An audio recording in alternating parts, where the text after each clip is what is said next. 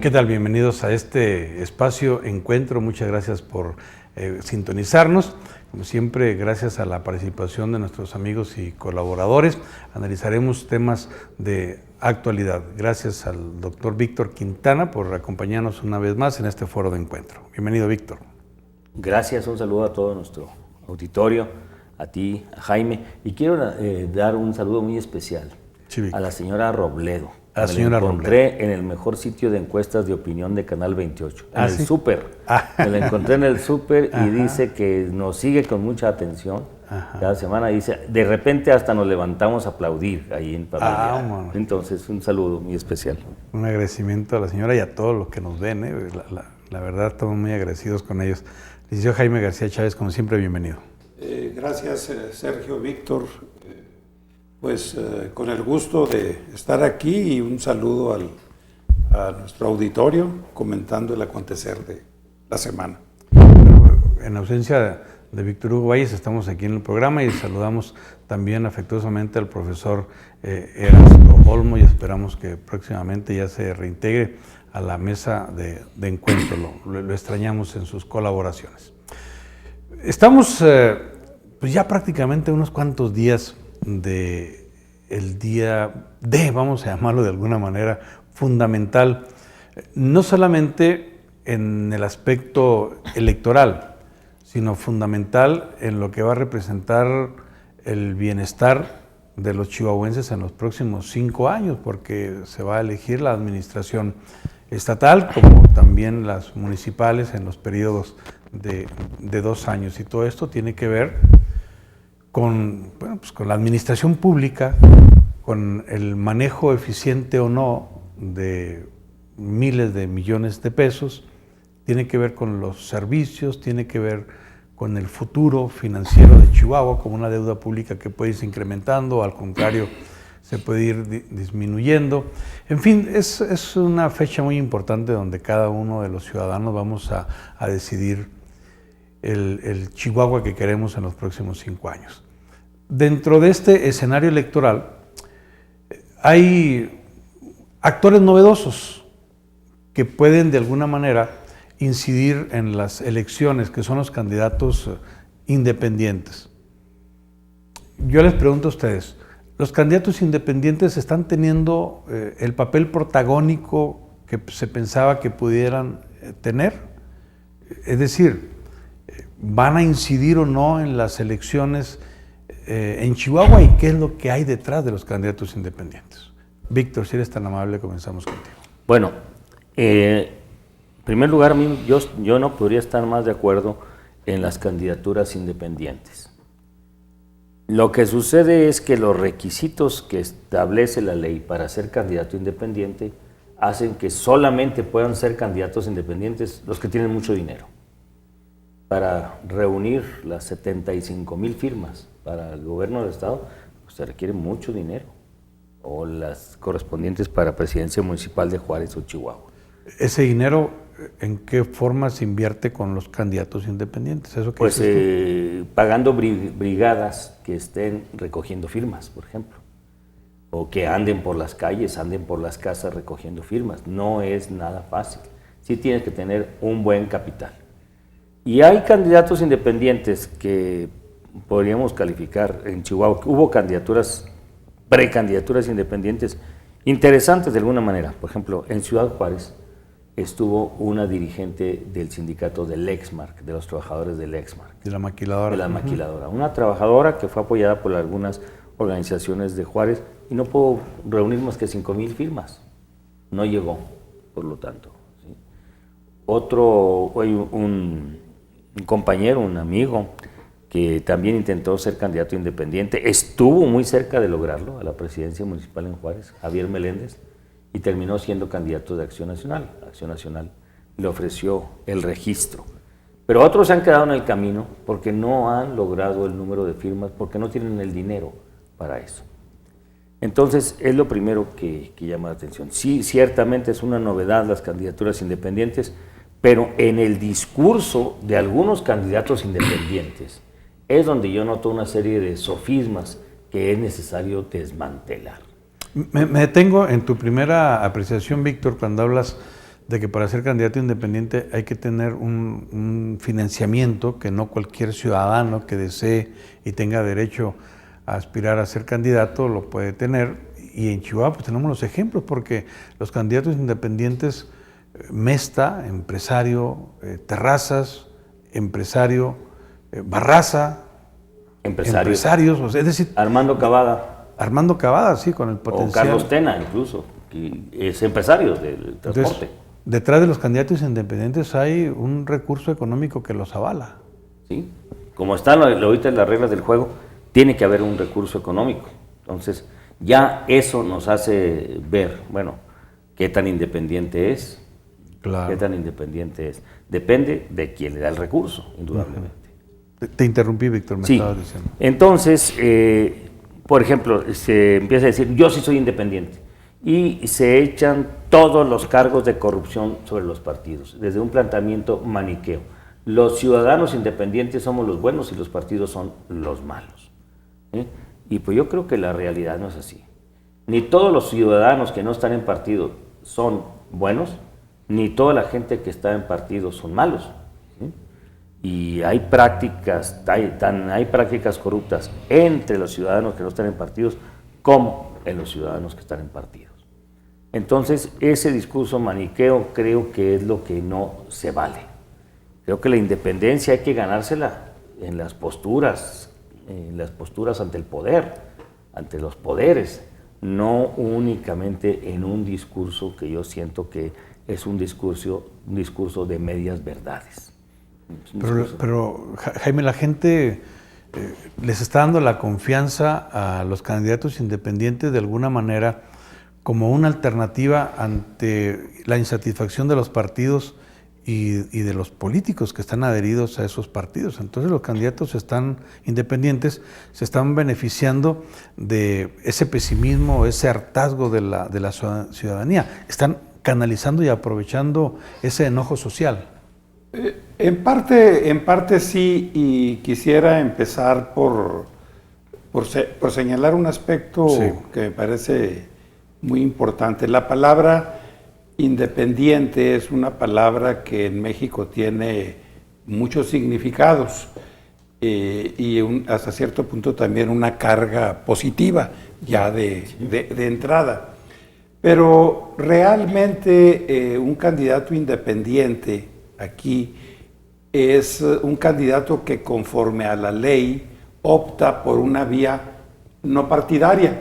O sea, él busca a través de los mecanismos que dispone la ley llegar a figurar en una campaña, en una boleta electoral y verse beneficiado eventualmente con un voto mayoritario. Yo creo que habría que hacer matices muy especiales, porque en lo particular los que simpatizamos del credo democrático somos partidarios de que el ciudadano tenga derecho a figurar en la boleta electoral sin que necesariamente lo avale un partido. Claro. Pero bueno, eso es el aspecto formal, es el aspecto de un andamiaje legal que está aquí en Chihuahua vigente, que es muy complicado, que es muy restrictivo, que en fin, está muy hecho a modo para desalentar la participación y para la maniobra. Yo me centraría en esta primera intervención en algo que doy por sentado. Los independientes que andan actualmente en campaña representan una visión de gran poder económico. O sea, como bien lo dice Víctor, pues atrás de ellos está el capital, el dinero, y tanto para financiarse como para imponer su visión de futuro, porque esos empresarios pues ya tienen mucho tiempo colocados en una situación de privilegio, pero el otro aspecto es cómo los está percibiendo la sociedad. Y aquí hay que entrar a la miga esencial del asunto. Para mí, en particular la campaña de José Luis Barraza es una campaña que está jugando en el proceso electoral a sabiendas de que no va a llegar, pero está minando la fuerza opositora. O sea, él sabe perfectamente que no va a ganar. Los números, cualquier encuesta seria, independiente lo dice. Así indiscutiblemente. Pero él sigue luchando con otro propósito, no para ganar, dices tú. Y yo pienso que él trae un propósito de largo aliento que corresponden a estos sectores de privilegio económico. O sea, es un proyecto de más largo alcance, ya se va decantando esa visión con mayor claridad. No quiero decir que no tienen derecho a tener su proyecto. Lo que quiero decir es que no se hacen cargo de una realidad y en ese sentido la candidatura de José Luis Barraza pues objetivamente está propiciando la continuación del autoritarismo priista, en este caso el continuismo de Duarte en la persona de Serrano. Me parece que esto es más obvio en la medida que avanza el proceso electoral. En este marco, pues yo creo que si bien es cierto el fenómeno de los independientes, el disgusto que hay con el sistema de partidos actualmente, pues les dio primero, en una primera etapa, un aliento que la gente empezó a voltear al independiente, pero hoy por hoy, cuando nos preguntamos qué es lo que está en juego, pues me parece que lo que está en juego es la cancelación de un proyecto autoritario que está feneciendo con Duarte, Serrano a la cabeza y la posibilidad de constituir un gobierno que medianamente se pueda vertebrar. Porque la otra circunstancia que deben saber los ciudadanos es que en la hipótesis remota de que José Luis Barraza ganara, es un gobierno invertebrado, no va a tener Congreso, no va a tener relaciones con los partidos políticos que tienen una importancia fundamental, no va a tener las relaciones con los poderes municipales. Y lo que se requiere es que en la reconstrucción que se tiene que hacer de Chihuahua haya la posibilidad de un gobierno constituido sobre otras bases. Y creo que esto empieza a pesar en la sociedad. Y hay algo que me parece que a la gente le da la evidencia. Las brigadas muy numerosas que se mueven apoyando tanto a José Luis Barraza como a Enrique Terrazas aquí en Chihuahua, pues son brigadas evidentemente de nómina. O sea, no es gente que se esté desbordando de entusiasmo. O sea, no es el simpatizante, no, ciudadano no es el convencido de la oferta que están haciendo los candidatos, sino porque va a firmar y le pagan, son asalariados, vamos a llamarlo. Eso está en una nómina. Él trabajadores provisionales de tiempo X. Sí, de temporal electoral, ahora sí que se abre. Hay otra nueva categoría, ¿no? Y entonces podríamos también inferir que cuando se hacen esos mítines, pues los que están ahí no son los simpatizantes, sino son los trabajadores que tienen que ir a cumplir con un fin. De hecho, no hay ¿no? mítines casi. ¿No? Y tú ves en las fotos. Son virtuales, ¿no? Sí, son virtuales. Y las fotos que se ven son el candidato rodeado de su equipo, porque todos traen la camiseta. Ah, sí, es cierto. Saludando a una persona. Es nada más lo que se ve. Se ve mucho gente con camiseta que son las brigadas que contratan y pagan para que hagan el servicio de difusión. Y yo a través de Facebook se presenta una toma de protesta de José Luis Barraza, ya como gobernador, protestando cumplir y hacer cumplir y asumiendo el cargo de gobernador. Me acordé como de Andrés Manuel López Obrador, ¿no? Sí, y desde luego con un auditorio virtual que lo aplaude. Esto me parece un engaño, pero más que un engaño, una sed de poder. O sea, el momento de la toma de protesta es un momento que pasa por el proceso electoral. Pero ¿dónde se ven los solanes de este asunto, así, las costuras? Que hasta Mesta está protestando cumplir y hacer cumplir el cargo de presidente, cuando que ya no es candidato. ¿Qué quiere decir? Que en parte se puede tratar de un error y pasaron el mensaje, pero que ya había un concierto previo para ir configurando esta figura del candidato independiente. Pienso, hoy va a haber una conferencia, por cierto, de Jorge Castañeda sobre su libro Solo Así, sobre las candidaturas independientes. Pienso que es parte de una estrategia que trasciende a los intereses de lo que está en juego en Chihuahua. Y eso es lo que ha desacreditado la candidatura de Barraza, particularmente. Víctor, cuando se habla de la participación del sector empresarial en estas elecciones, se le quiere dar una distinción muy especial diciendo, es que el empresario sí sabe administrar, sí sabe hacer buenos negocios, con eficiencia maneja el recurso, no usa el tráfico de influencias al interior de sus empresas, etc. O sea, se le quiere ver como el administrador ideal. ¿Es así? Bueno, hay algunos empresarios, puede ser que sean muchos, que son muy buenos administradores de sus empresas. Pero a mí me parece un reduccionismo muy craso el equiparar una empresa al gobierno. El gobierno no es una empresa.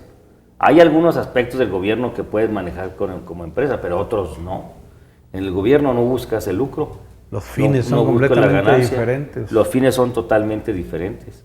Como gobernante debe ser un servidor público y no es la visión del empresario. Yo no digo que los empresarios no son capaces de ser buenos gobernantes, pero deben aunar otras cualidades, ¿sí? Una sensibilidad social muy fuerte, un sentido del servicio público que no se ve, un respeto a las leyes. Por ejemplo, esto que señala Jaime de Chacho ya presentándose rindiendo protesta. Pues significa que hay aspectos importantes de la ley, tienes que pasar por un proceso electoral para lograr esto, que no ven. Entonces, esto de los independientes, y que yo haría una excepción, conozco a Carlos Tena y creo que es un caso diferente, es un hombre que ha estado muy presente en la comunidad de Cuauhtémoc, que es un empresario, pero no es un gran rico empresario, ha hecho mucho servicio a la comunidad, estaba en Acción Nacional y se salió, creo que es un poco diferente. O sea, se identifica por su vocación social. Sí, se identifica más por su vocación social.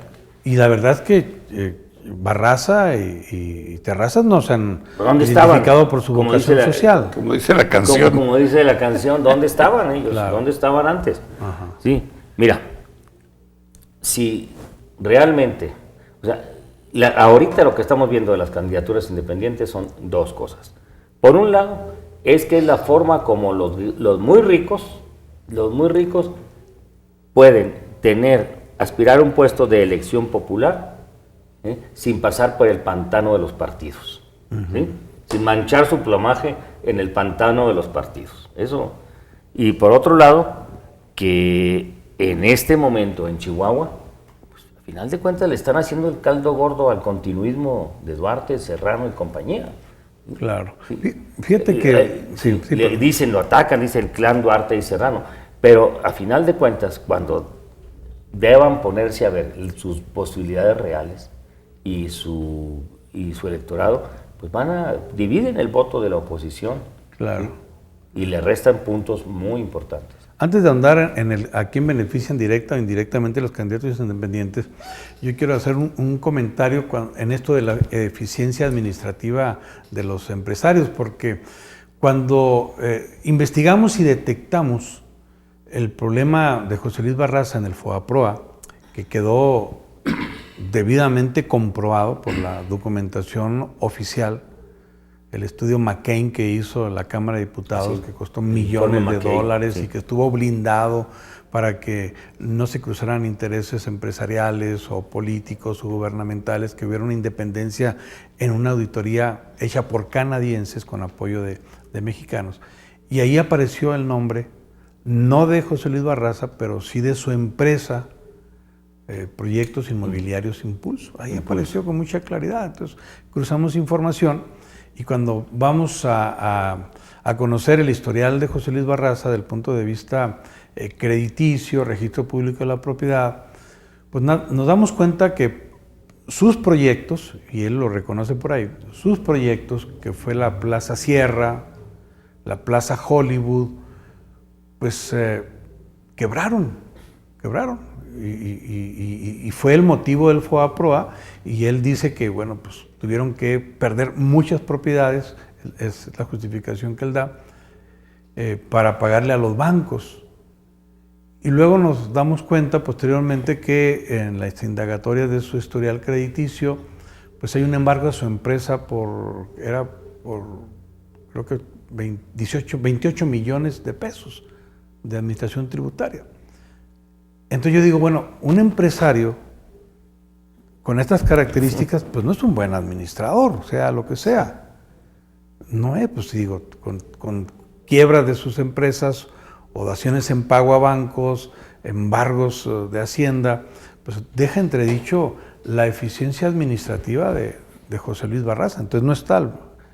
Sí, yo pienso que en la sociedad democrática nadie puede convertirse en el paradigma, en el ideal de esa sociedad.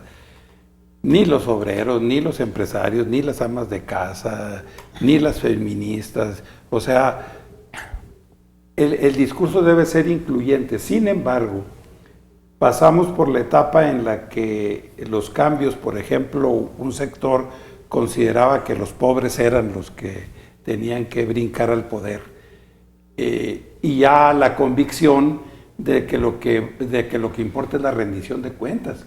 Yo puedo tener a un empresario, a un trabajador asalariado, y si le puedo exigir rendición de cuentas a uno y a otro, la sociedad se va a beneficiar. Entonces, esa ecuación que se hace, empresario igual a honrado, igual a eficiente, es una ficción si se le quiere dar la tonalidad de que es una verdad absoluta. Los hay de unos y los hay de otros. Cuando examinamos el tema de la corrupción política, y para mí el FOBAPROA es el megaproblema de la corrupción política,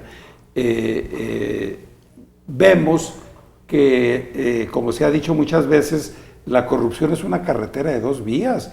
Hay alguien que da y alguien que recibe.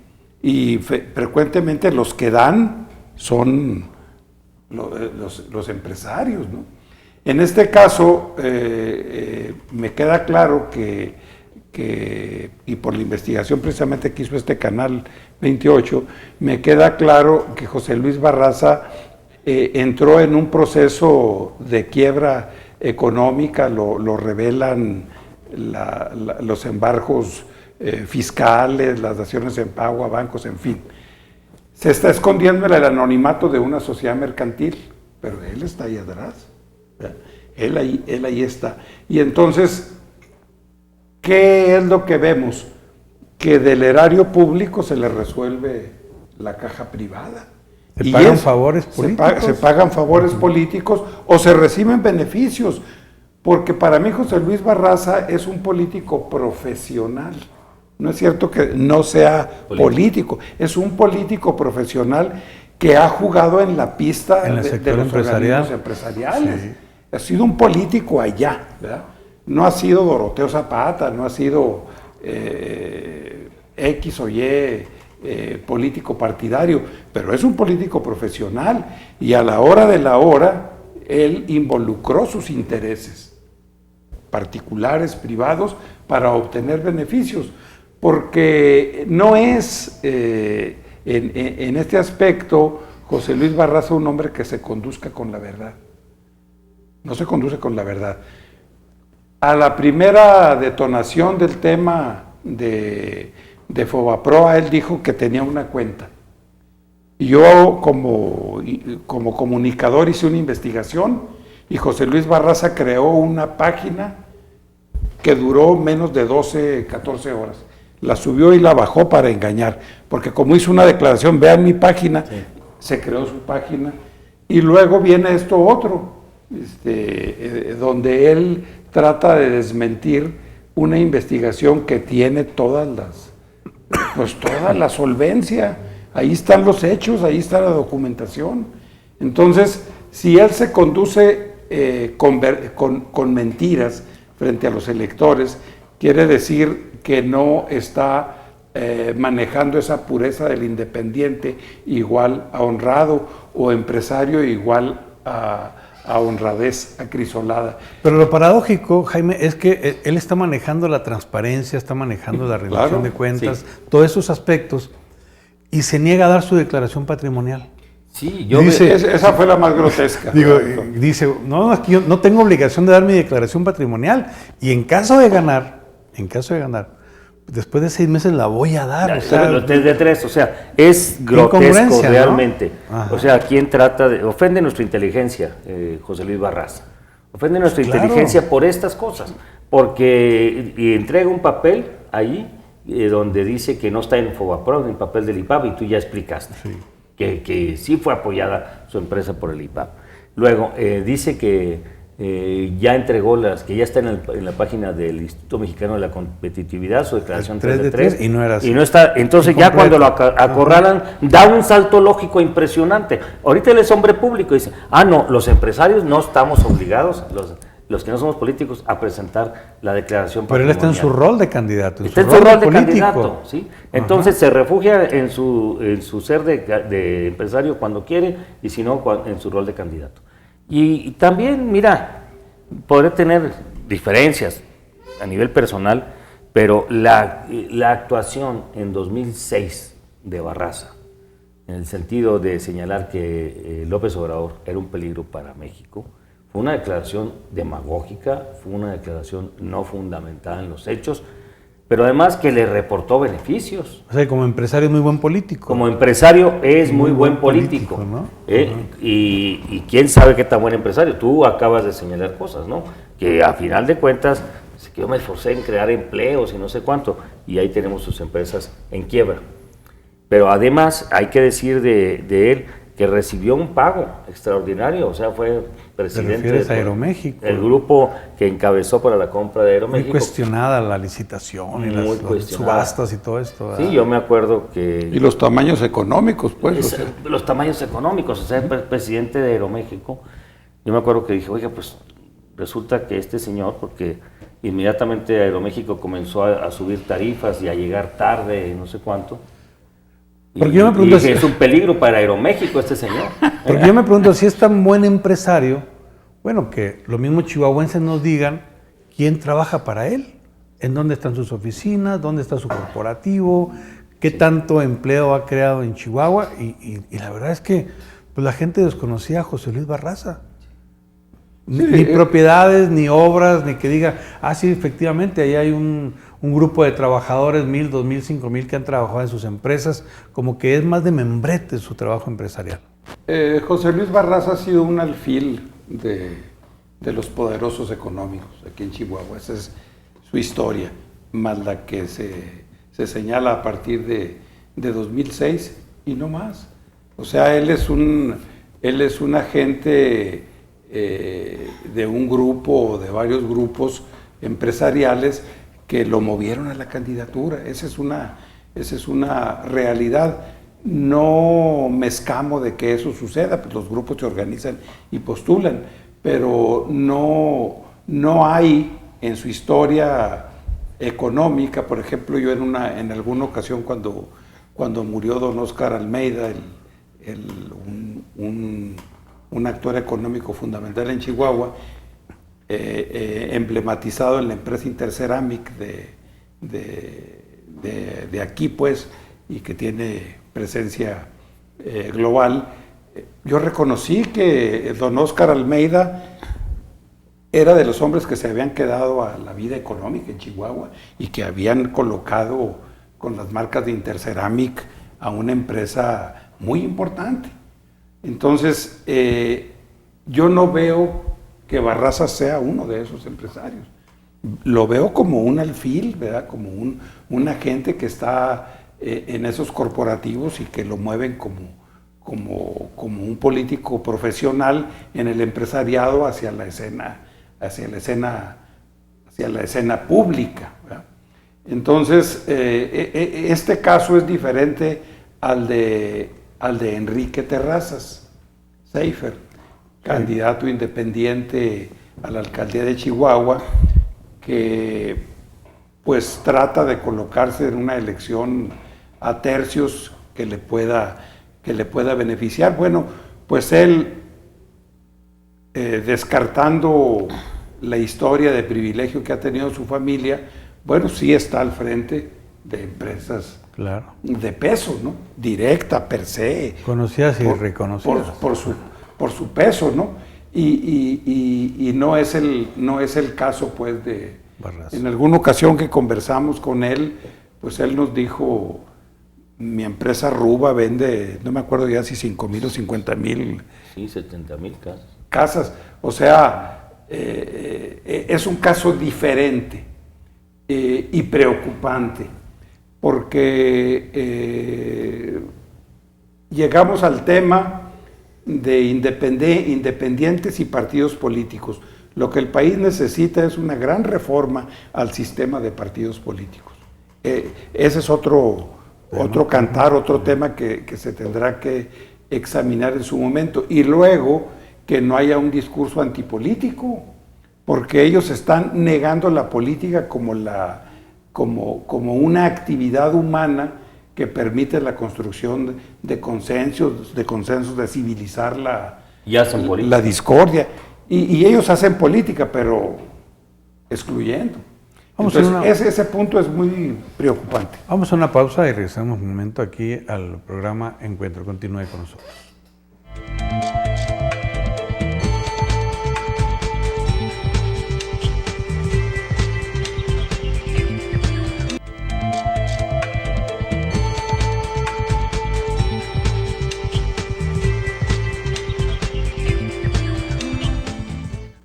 Estamos de regreso en el programa Encuentro. Muchas gracias por acompañarnos. ¿Qué tema consideran ustedes dentro de esto que estamos analizando, el papel, el rol que juegan los independientes? A mí me gustaría hacer una breve intervención sobre la candidatura de Carlos Tena en Cuauhtémoc. Ajá. Porque lo voy a decir abiertamente, él me pidió que yo lo apoyara, lo acompañara en esa tarea y ha habido una discreta ayuda, apoyo, desde luego altruista, y me consta que logró el número suficiente de firmas con un grupo de activistas cercanos a su persona. Desde luego es un empresario de medio pelo, por decirlo, hacia abajo, con una trayectoria de lucha social también, y por lo que yo he oído, sin ánimo de discrepar, pues él no ha sido simpatizante de Acción Nacional, pero nunca afiliado. Y está dando la pelea. Yo no podría decir a estas alturas cómo vaya a ir la elección, pero lo ha estado haciendo con autenticidad y creo que es una experiencia que a la hora de hacer la valoración general pues tendrá que meterse al análisis riguroso. Un ejemplo de cómo los empresarios se ambicionan por el poder político, pues lo vemos en Estados Unidos con Donald, ¿no? Que quiere con todo el dinero del mundo acceder a la presidencia. Y prácticamente está acabando con el Partido Republicano. Sí, el interés empresarial. Los analistas dicen que el Partido Republicano va a tener que lanzar otro candidato fuera del Partido Republicano para ponerse a Trump. Pero el sustento del dinero, ¿verdad? Es el dinero. Y hacia allá iba. Ajá. Mira, yo creo que no es tan inocente este asunto del independiente José Luis Barraza. Me dice un empresario de aquí que el grueso del financiamiento de José Luis Barraza no viene ni siquiera de sus grandes financiadores o patrocinadores chihuahuenses, que el grueso del financiamiento viene de fuera del Estado. Entonces, parecería que hay, por parte de grupos empresariales muy fuertes en el país, la idea de que el PRI pues es la corrupción, el PAN resulta débil, Andrés Manuel y Morena son un peligro para la nación. Entonces, pues que la alternativa es tomar el poder por la vía independiente. Si se formara el partido de los ricos, pues se evidenciaría mucho, ¿no? Este es el partido de los ricos. O el de los empresarios. O el partido de los empresarios, para ponerle. ¿Qué mejor que el partido de los independientes? Entonces mejor el partido de los independientes. Es una excelente presentación. La alternativa de los independientes. Entonces, esto no es tan inocente de que es un experimento. Por eso yo creo que no quiere declinar José Luis Barraza. Porque el proyecto trasciende a Chihuahua. El proyecto de él no es Chihuahua. El proyecto de él no es Chihuahua, es un proyecto que ni es solo de él, ni es solo para Chihuahua. Es un proyecto nacional que busca en 2018 posicionar a los empresarios a través de las candidaturas independientes. O sea que su alianza está allá, con estos grandes empresarios que se han beneficiado del poder político. Que se han beneficiado, pero tienen que mediar un poco. Las empresas, ¿cómo se benefician económicamente al no pagar impuestos? O sea, exactamente. Es un robo a la nación el no pago de los impuestos. Pero no quieren intermediarios incómodos como Videgaray o Peña. Sí. No los quieren. Ellos quieren hacerlo directamente ya. Y ahí creo que estaría involucrado Fernández, el propietario, el principal accionista de FEMSA, o sea, los Oxxos, al final de cuentas. Qué mejor presencia de comités seccionales, que cualquier comité seccional, qué mejor pervasión del tejido del país que los Oxxos. O las ferreterías. O las ferreterías, sí. o las Intercerámica de Almeida. Sí, entonces, imagínate eso como una maquinaria electoral para 2018, pues es la macrización del país, digo, refiriéndome a Macri en Argentina o a Temer en Brasil, ¿sí? Que acaba de darle un golpe de Estado ahí legaloide a Dilma Rousseff. Claro. Y creo que por ahí iría. Esa tendencia. Una tendencia de derecha tecnocrática, de derecha empresarial. ¿Capitalista? Sí, capitalista. ¿Tú qué opinas de este planteamiento? Creo que es absolutamente cierto lo que dice Víctor. La candidatura de José Luis Barraza trasciende a Chihuahua y es un proyecto de varias caras rumbo al 2018 que habrá elección presidencial. Pero trasciende de una manera perversa, porque sí, el interés no es ni los chihuahuenses ni el bienestar de los chihuahuenses, es un proyecto nacional de poder político económico. Sí, y perverso también es correcta la palabra en dos sentidos. O sea, van a jugar con la independiente, pero también con la gran negociación con los partidos con los poderes establecidos. Que les va a dejar utilidad, ganen o pierdan, van a tener utilidad. Y a lo mejor la misma táctica que estamos viendo ahora de fraccionar el voto, la veríamos en el 2018.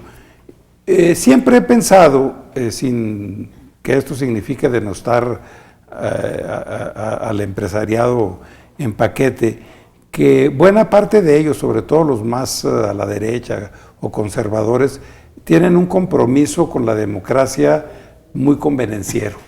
Cuando sirve, la democracia venga para acá. Cuando no sirve, la desechan, la bloquean.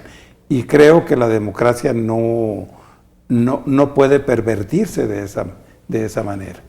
O sea, se tiene que favorecer la participación libre, la construcción de ciudadanía de manera auténtica y a su vez apostarle al Estado de Derecho, a la rendición de cuentas, porque también hay que decirlo muy claramente, cualquiera que llegue a asumir un cargo político, sobre todo de relevancia, primero está la ley.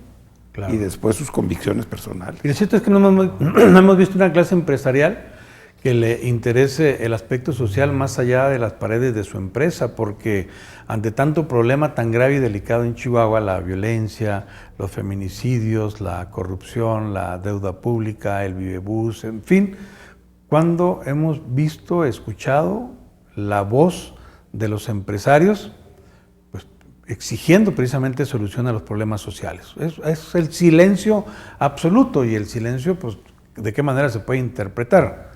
Más que simplemente ser comparsa de un sistema, o bien que ellos mismos no quieren poner en riesgo sus relaciones públicas o mercantiles. Sí, claro, allí no hemos oído la serenata de Serrano y dónde estaban. Claro, porque ellos efectivamente no estaban. Efectivamente, sería Sí. oportuno decirle a los empresarios Sí. dónde estaban, ¿verdad? Sí, porque, mira, escuchamos críticas en lo privado, pero en lo público vemos... Son cobardes. sí, muy Son cobardes. cobardes En lo ante- público cenan y comen con el tirano.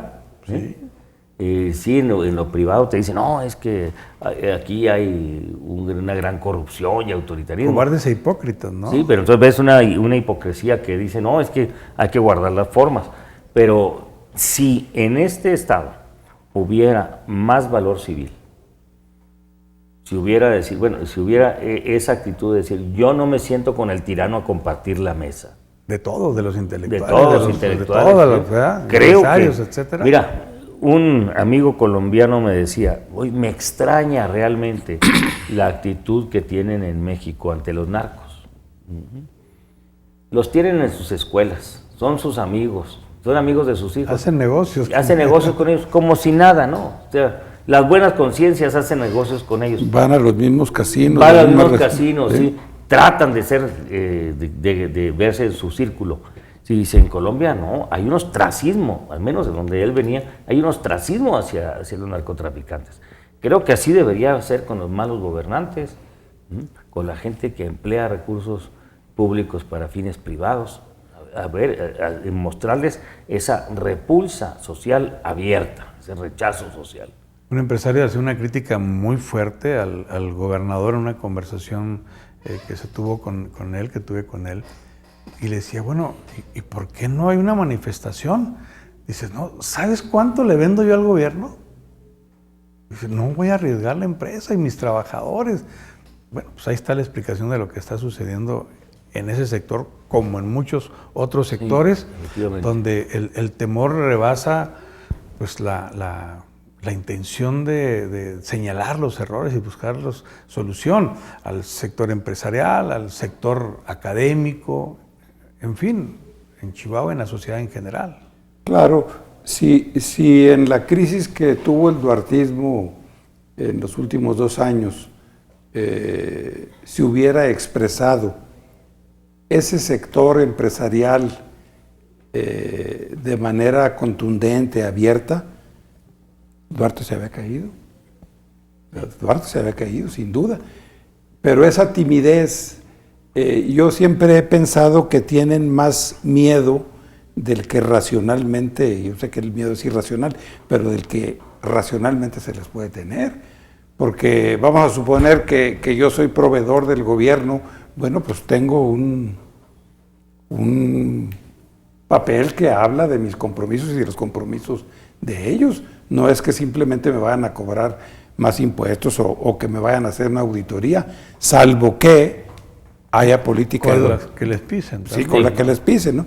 Entonces, este sector empresarial que tiene un discurso pro sociedad civil, pro Estado de Derecho, pues ya es tiempo de que también vaya expresándose, porque a final de cuentas, si el país sigue transitando por esta senda tan espinosa, tarde que temprano va a haber un estallido social de peores consecuencias.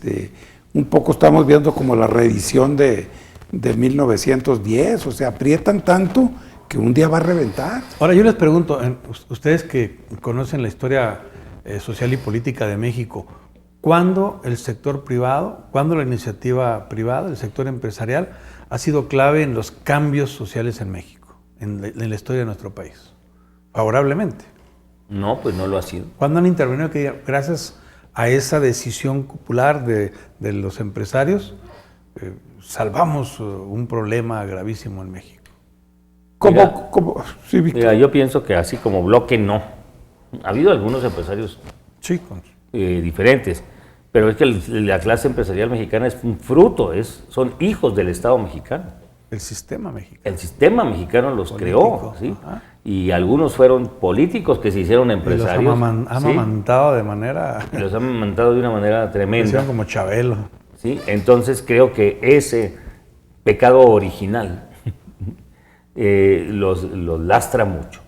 No claro que hay honrosísimas excepciones, pero por ejemplo, mira, ante lo que señala Jaime, ahorita estamos en una situación de extrema dificultad económica por el nivel salarial que tenemos, que es de los peores de América Latina. Creo que si hubiera un posicionamiento empresarial contundente en este sentido, nosotros estamos decididos a aumentar un 20% emergente a los salarios en todo el país. Creo que la mayoría pudieran ser 20%, pero le pedimos al gobierno que le llegue directamente a los trabajadores. Oye, Chacho no ha prometido nada de eso, o sea, no se ha comprometido para decirle, bueno, y vamos a tratar de aumentar o prometo hacer gestiones para aumentar el salario o ante la instancia federal. O una concertación. No han dicho nada de eso. Ahí sí no. Porque la mejor política social es una buena política económica. Claro. Entonces no veo yo esa audacia, Quieren más beneficios para las empresas, exenciones, estímulos, pero no dicen, vamos a aumentar unilateralmente los sueldos y le decimos al gobierno que haga lo propio. Nosotros sacrificamos ganancia y que el gobierno sacrifique impuestos, porque a la larga esto va a resultar bien para los dos. Bueno, entonces le podríamos decir como un ejemplo viviente y muy convincente a todos aquellos que trabajan en esas empresas que si están muy bien pagados o pagados con reconocimiento financiero, si los tratan bien, bueno, pues entonces podrán decir que sus patrones merecen el beneficio de la duda como políticos. Sí. Pero si como empresarios les afectan a sus derechos, tienen millonarias utilidades y tienen sueldos verdaderamente bajos, pues entonces ya también podrán medir ese sector cómo va a gobernar, ¿no? Pues mira, la pregunta de que en qué momento de crisis política o de la historia fundamental de este país el sector empresarial ha jugado un papel de reconstrucción patriótico, que haya antepuesto sus intereses en favor de la nación, de la sociedad, ese momento no lo encontramos. No hay. No lo hay. Dar vueltas a todas las bibliotecas. Pues, sí, no lo hay. Es una historia también con particularidades. Si te vas al Porfiriato, pues ahí fue el poder al servicio del privilegio nacional y extranjero.